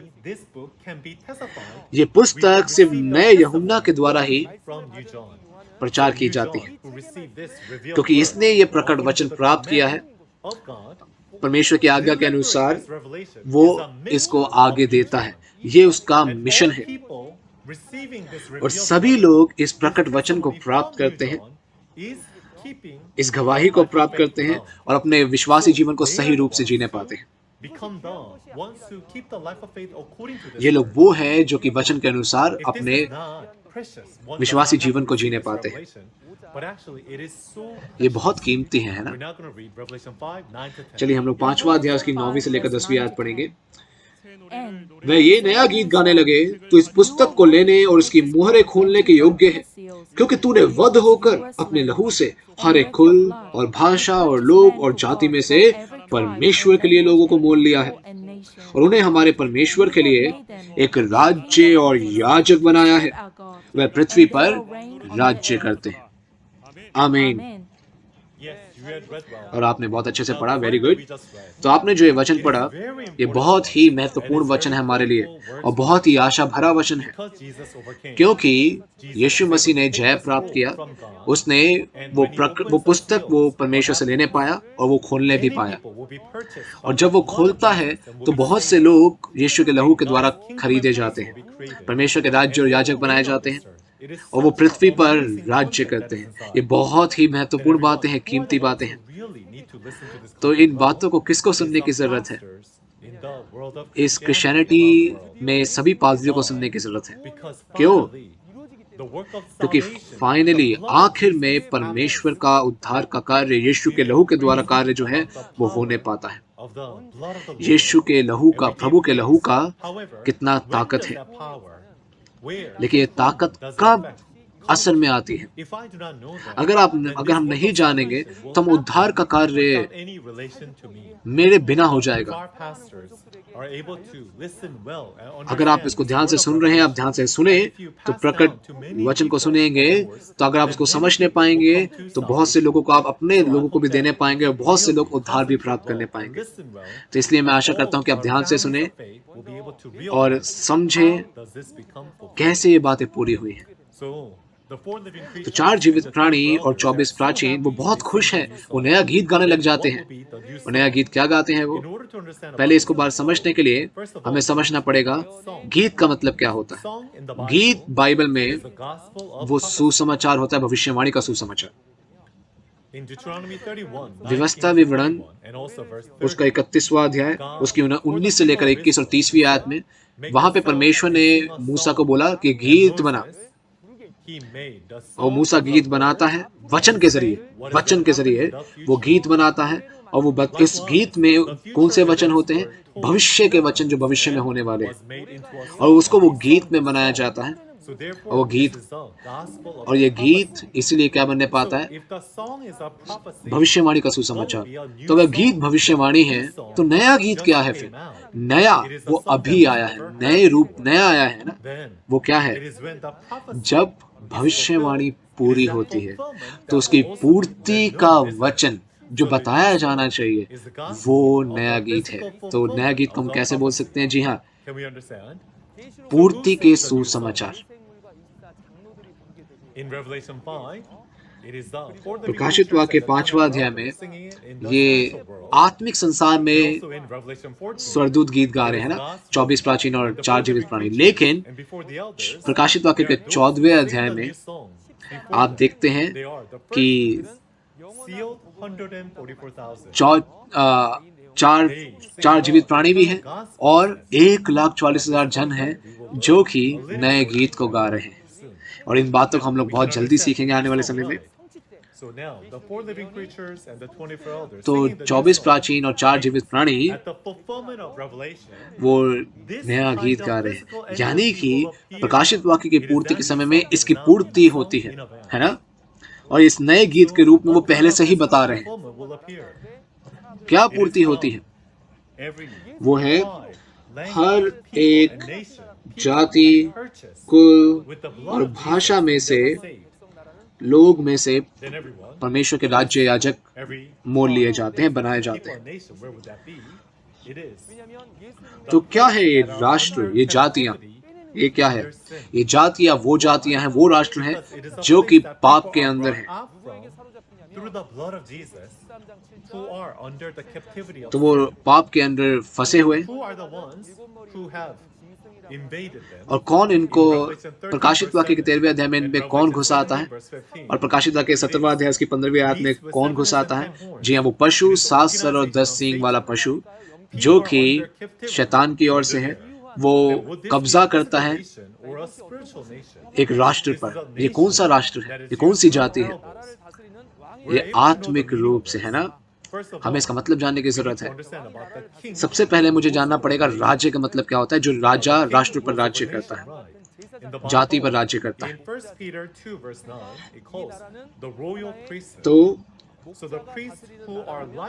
तो राजा कौन होता है?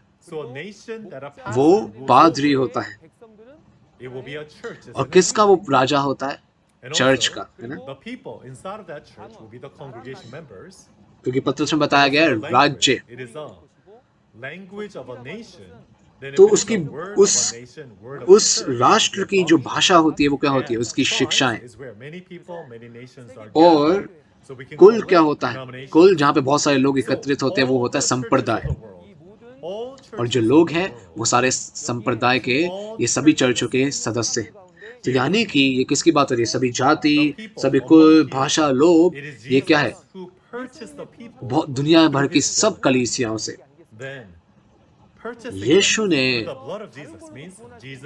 यीशु क्या कर रहा है, उनको बचा रहा है अपने लहू से खरीद कर।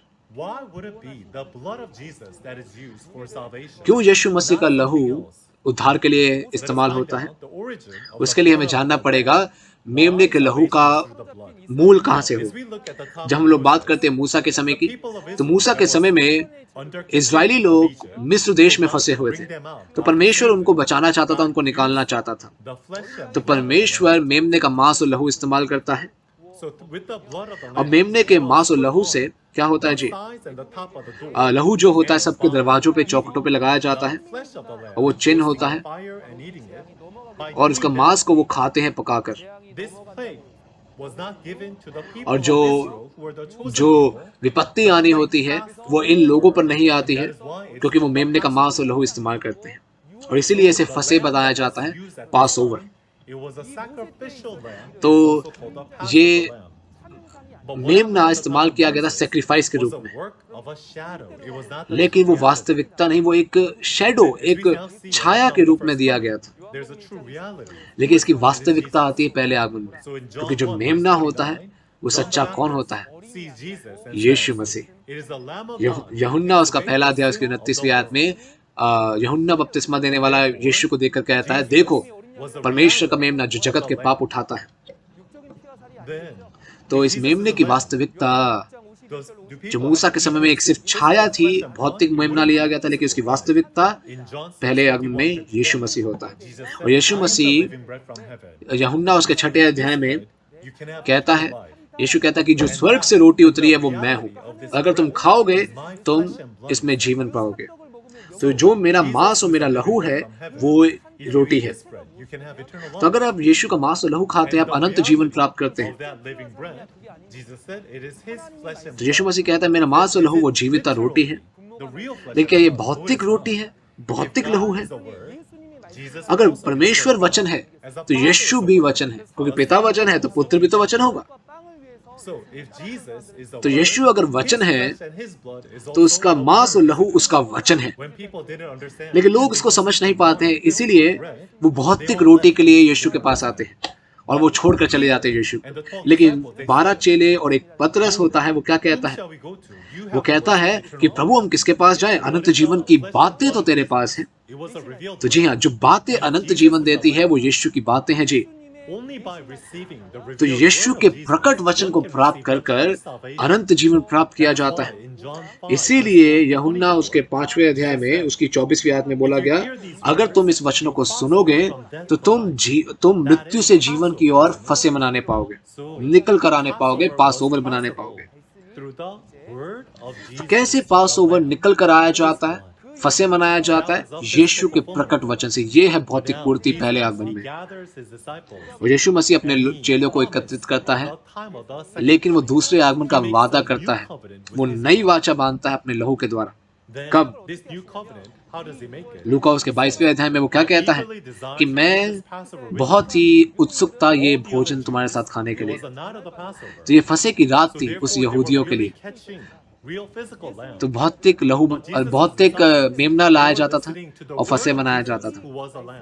लेकिन यीशु मसीह चेलों के साथ बैठता है जो कि सच्चा मेमना होता है। वो कहता है कि मैं बहुत इच्छा करता हूं तुम्हारे साथ ये भोजन खाने के लिए। लेकिन ये फंसे का भोजन क्या है? यीशु मसीह का वचन। और वो कहता है कि जब तक परमेश्वर के राज्य में पूरा ना हो ले, इस भोजन को मैं फिर से ना खाऊंगा। तो यानी कि यीशु मसीह के जो वचन है वो यीशु मसीह चला जाता है, इसीलिए तब तक वो वापस नहीं आता है, वो नहीं मिलते हैं। इसीलिए वो कहता है तुम इस मेरी याद में ऐसा किया करो। हम तब तक नहीं खा सकते जब तक कि परमेश्वर का राज्य पूरा नहीं होता, लेकिन जब परमेश्वर का राज्य पूरा होता है, वो समय होता है, तब हम लोग खा सकते हैं। तो कौन सा है राज्य परमेश्वर का? प्रकाशित वाक्य के 5वें अध्याय में आप देखते हैं सब जाति, लोग, भाषाओं में से लोग जो पाप में थे, सभी कलीसियां यीशु के लहू से लोग खरीदे जाते हैं। तो यीशु के लहू वो क्या है? प्रकट वचन है। कौन है प्रकट वचन को जो देता है? प्रकाशित वाक्य के रास्ते के अनुसार नया यूहन्ना देता है ना, और वो नया यूहन्ना जब देता है वचन, तो लोग खरीदे जाते हैं यीशु लहू के लहू से। तो नए यूहन्ना के द्वारा जो ये वचन प्रचार किए जाते हैं, हम लोग समझने पाते हैं ये वचन कितने कीमती हैं, क्योंकि यीशु के लहू के द्वारा, यीशु के लहू है ये वचन, और लोग इससे खरीदे जाते हैं। लोग परमेश्वर के राज्य और याजक खरीदे जाते हैं। तो परमेश्वर का राज्य जहाँ पे हम लोग फसह का भोजन खाने पाते हैं, इस प्रकार से बोला जाता है परमेश्वर का राज्य पूरा होता है। यानी कि यीशु के लहू का असर जो कि पहले आगमन में बहाया गया था, उसका असर कब आता है? प्रकाशित वाक्य की पूर्ति के समय में, दूसरे आगमन के समय में, और लोग खरीदे जाते हैं इस लहू से। और पहले अध्याय में 5वीं और 6वीं आयत में बोला गया ना कि यीशु के लहू से वो लोग क्षमा किए जाते हैं। और 7वां अध्याय की 14वीं आयत में आप देखते हैं महाकलेश के समय में वो लोग हैं जो कि यीशु के लहू में अपने पापों को धोते हैं और आते हैं। ये कौन है? बड़ी भीड़, श्वेत में बड़ी भीड़। और प्रकाशित वाक्य के 12वां अध्याय से 11वीं आयत में भी शैतान के लोगों पर जय प्राप्त करने के लिए भी यीशु का लहू का इस्तेमाल हुआ जाता है। यानी हमारे प्रभु का लहू जो आज से 2000 साल पहले बहाया गया था, उसका आखिर में उसका असर सामने आने पाता है इस प्रकाशित वाक्य के समय में। और हम लोगों को उस असर को प्राप्त करने की जरूरत है ना, और हमें उद्धार प्राप्त करने की जरूरत है। क्या हमें यीशु के लहू से क्या हमें पापों की क्षमा नहीं चाहिए? हमें चाहिए। तो फसह का मेमना, यीशु का लहू, कैसे उद्धार पूरा होने पाता है? लोग खरीदे जाते हैं जो पाप में थे, और परमेश्वर के राज्य और याजक बनाए जाते हैं। तो क्या आशीषें हैं परमेश्वर के राज्य और याजक बनने के लिए? वो जगत पर राज्य करते हैं। कैसे? एक राजा के रूप में। एक राजा तो पादरी होता है ना, लेकिन प्रकाशित वाक्य एक दिन में पूरा नहीं होता है। लेकिन जब ये पूरा होता है, पूरा हो रहा है, तो हम लोगों को पूर्ति पर विश्वास करना है। तो यानी कि ये नए पादरी होते हैं जिनके पास प्रकट वचन है। ये परमेश्वर के नए याजक बनने पाते हैं, नए राज्य बनने पाते हैं, नए पादरी बनने पाते हैं। कौन है ये लोग? प्रकाशित वाक्य के 14वें अध्याय में कटनी किए हुए, मुहूर्त किए गए परमेश्वर के नए राज्य के लोग 1,44,000 जन। क्या है ये सबूत? सबूत है कि यही लोग हैं सिर्फ नया गीत गा सकते हैं, यानी कि भविष्यवाणी की पूर्ति की गवाही दे सकते हैं। प्रकाशित वाक्य की पूर्ति की गवाही देना वो परमेश्वर के सिंहासन के सामने दिया जाता है, 4 जीवित प्राणियों के सामने। खाली सिर्फ जो लोग इनसे सीखने पाते हैं, जो सीखने पाते और गाने पाते, सिर्फ 1,44,000 जन है 12 गोत्र से। कैसे उद्धार आने पाया? आपने देखा इसकी पूर्ति। हम प्रकाशित वाक्य 4 और 5वें अध्याय का हम लोग सारांश करेंगे। 4 अध्याय से हमने देखा सिर्फ एक व्यक्ति है जो कि आत्मिक संसार में, आत्मिक स्वर्ग में जाता है और आत्मिक स्वर्ग को देता है, वो नया यूहन्ना है। तो यानी कि सिर्फ नया यूहन्ना है जो कि धरती पर स्वर्ग का राज्य बना सकता, जैसा कि आत्मिक स्वर्ग में है। तो ये नया यूहन्ना ने देखा 5वें अध्याय में कि कैसे यीशु ने वो पुस्तक ली और पुस्तकों को खोला, और 6ठे और 8वें अध्याय में उसने खोला। वो पुस्तक खोलकर उसने स्वरदूत को दिया, और स्वरदूत ने वो यूहन्ना को दिया, और यूहन्ना ने उस पुस्तक को खाया, और वो पुस्तक जो उसने खाया वो वचन वो बनने पाता है जो कि इस्तेमाल होता है लोगों को यीशु के लहू से खरीदने के लिए, लाने के लिए। तो यीशु के लहू के द्वारा ही हमें उद्धार मिलने पाता है ना। और सिर्फ एक ही व्यक्ति है जो कि इस प्रकट वचन का प्रचार कर सकता है, वो है नया यूहन्ना। तो हमें क्या करने की जरूरत है? हमें इस वचन को सुनने की जरूरत है और उस पर विश्वास करने की जरूरत है, इस पे चलने की जरूरत है। चलिए हम लोग चौथे और पांचवें अध्याय में हम लोग यहाँ पे खत्म करेंगे। अगली बारी हम लोग छठा अध्याय पढ़ेंगे। छठे अध्याय में क्या हुआ? यीशु मसीह पांचवें अध्याय में वो पुस्तक तो लेता है लेकिन अभी खोला नहीं उसने, लेकिन छठे अध्याय में वो खोलना चालू करता है और भौतिक पूर्ति सामने आने पाती है। मैं आशा करता हूँ कि आप अगले अध्याय में इस बातों को देखने पाए और समझने पाए। सभी विश्वासियों को, सभी परिवार को, सभी पादरियों को, ये समय है महाकलेश का। बहुत सी मुश्किलें हैं, लेकिन इस महाकलेश के समय में परमेश्वर ने हमें दया नहीं छोड़ा है। और 7वें अध्याय में वो वादा है कि बहुत से लोग यीशु के लहू से श्वेत बड़ी भीड़ बचाई जाएगी। वो कहाँ पे इकट्ठी होगी? प्रकाशित वाक्य के 7वें अध्याय उसकी 9वीं और 10वीं आयत में लिखा है कि परमेश्वर अपने सिंहासन पे बैठा है और मेमना वहां पर है। तो वो परमेश्वर के साथ एक हो जाते हैं ना। ये बातें सही है। इस समय मुश्किलों के समय में भी हमें क्या करने की जरूरत है? हमें एक होने की जरूरत है। हम लोग एक हैं। सबसे पहले परमेश्वर के साथ एक हो। उसके साथ एक होने के लिए हमें क्या होना चाहिए? हमारे पाप यीशु के लहू के द्वारा साफ होने चाहिए।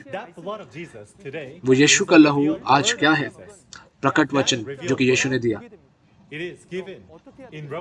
ये प्रकाशित वाक्य के 10वें अध्याय में ये वचन वादे के पादरी के द्वारा दिया जाता है हमें। तो हमें सबसे पहले प्रकट वचन में, प्रकाशित वाक्य के वचन में एक होना है। इस प्रकार से हम लोग परमेश्वर यीशु में एक हो जाएंगे।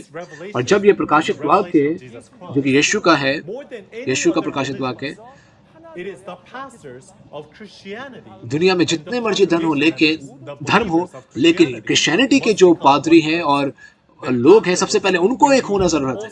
उसके बाद बाकी दुनिया के सभी धर्मों के लोग भी वो भी एक होंगे। तब शांति होने पाएगी, सच्चा शांति। और शैतान पकड़ लिया जाएगा, बंद हो जाएगा और सच्चा स्वर्गलोक, पैराडाइज आने पाएगा, जहाँ पे शांति, प्रेम और आजादी है, जहाँ पे कोई पाप नहीं और कोई व्यवस्था नहीं, कोई नियम नहीं। चलिए यीशु के लहू से खरीदकर हम लोग परमेश्वर का परिवार बनने पाए और उस जगह का हिस्सा होने पाए जहाँ पे सब सच्ची शांति होती है। चलिए एक बनते हैं, हम लोग एक हैं। अब हम लोग परमेश्वर को धन्यवाद करेंगे जिससे हमने वचन को प्राप्त किया। चलिए प्रार्थना करते हैं। हमारे पिता परमेश्वर, जिसका हम सच में धन्यवाद करते हैं, भविष्यवाणी और उसकी पूर्ति, प्रकाशित वाक्य की पूर्ति की गवाही, नई वाचा की गवाही हमने प्राप्त करे। हम सच में धन्यवाद करते हैं शिनचन जी, ओपन बाइबल सेमिनार आपने खोलने पाए। आज हमने चौथा और पांचवा अध्याय हमने गवाही सुनी। इस गवाही के द्वारा आप अलाउ करें सभी पादरियों को, सभी धार्मिक लोगों को, सभी विश्वासियों को, वो परमेश्वर के द्वारा उनके दिल नियंत्रित किए जाएं। आज प्रकाशित वाक्य पूरा हुआ है और उसकी गवाही आज दी जाती है। ये आपकी इच्छा जैसे स्वर्ग में पूरी होती है वैसे पृथ्वी पर होने पाए। वादे के पादरी नए यूहन्ना के द्वारा प्रकाशित वाक्य की खुली पुस्तक का वचन प्रकाशित वाक्य के 10वें अध्याय में जैसे लिखा है वो पूरे जगत में प्रचार किया जाता है। हमको समझने दे ये बात, खासकर पूरे जगत के सभी पादरियों को, उनको ये समझने दे कि ये प्रकाशित वाक्य के वचन को, और उनको समझने दे और सिखाने दे, ताकि बहुत सभी लोग इस स्वर्ग के राज्य में आने पाए और ये सबसे आशीषित पादरी बनने पाए जिनके पास आंखें हैं और कान हैं जो कि खोले गए हैं आपके जरिए। और हम सभी लोग एक साथ मिलकर कार्य करने पाए, इनके सारे घरों को और सारे इनके बिजनेसों को सबको आशीषित कर और हम लोगों को फिर से मिलने दे, भौतिक रूप से और आत्मिक रूप से हम लोगों को स्वस्थ रहकर मिलने दे। पिता परमेश्वर हमें गाइड कर ये प्रार्थना हम लोग यीशु के नाम से मांगते हैं, आमीन। तो आज का वचन हम लोग यहाँ पे समाप्त करेंगे। हम सच में आपका धन्यवाद करते हैं कि आपने अंत तक सुना। सूर्य, चंद्रमा, सितारे जो कि अंधकारमय हो जाते हैं और गिर जाते हैं, प्रकाशित वाक्य के 6 अध्याय में ये घटनाएं क्या भौतिकी रूप से होती है, हमें समझने की जरूरत है, लिटरली होती है। अगर हम लोग नहीं समझेंगे तो हम लोग कैसे स्वर्ग के राज्य में जाने पाएंगे? हम समझेंगे तभी तो हम लोग स्वर्ग के राज्य में जाएंगे। उस जगह पर जहाँ पे परमेश्वर यीशु मसीह है, वो जगह जहाँ पे परमेश्वर का वचन दिया जाता है, वो कौन सी जगह है? शिनचोंजी चर्च ऑफ जीसस, साक्षी कदमों का मंदिर। प्रकाशित वाक्य नई वाचा की भविष्यवाणी, उसकी पूर्ति पर जो हमने वचन सुना, गवाही सुनी, आज हमने 4था और 5वां अध्याय सुना। पूरे जगत में सभी जो पादरी हैं और सभी विश्वासी हैं जो परमेश्वर पर विश्वास करते हैं, हम लोग एक ही आकाश के नीचे हैं और एक ही बाइबल को पढ़ रहे हैं। हम लोग राष्ट्र में अलग हो सकते हैं, लेकिन हम सभी के पास एक ही दिल है, प्रेम का दिल, जो कि परमेश्वर और यीशु का इंतजार करता है।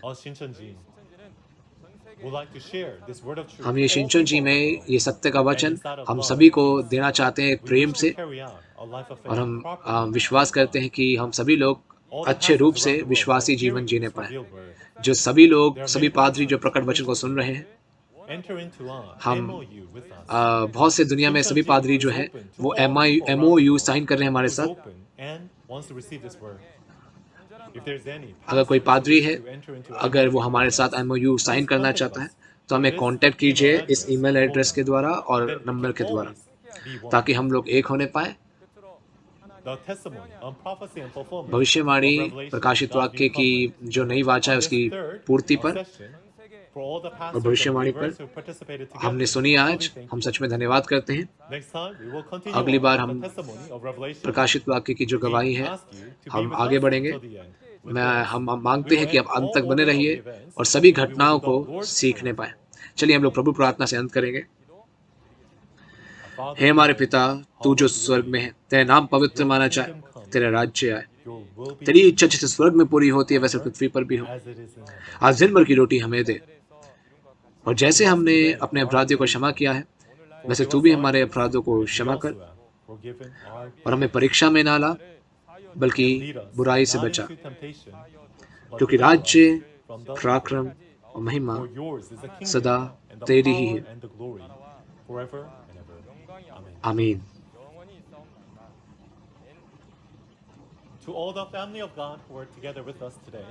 सभी परिवार परमेश्वर के जो आज हमारे साथ हैं, सच में आपका धन्यवाद करते हैं।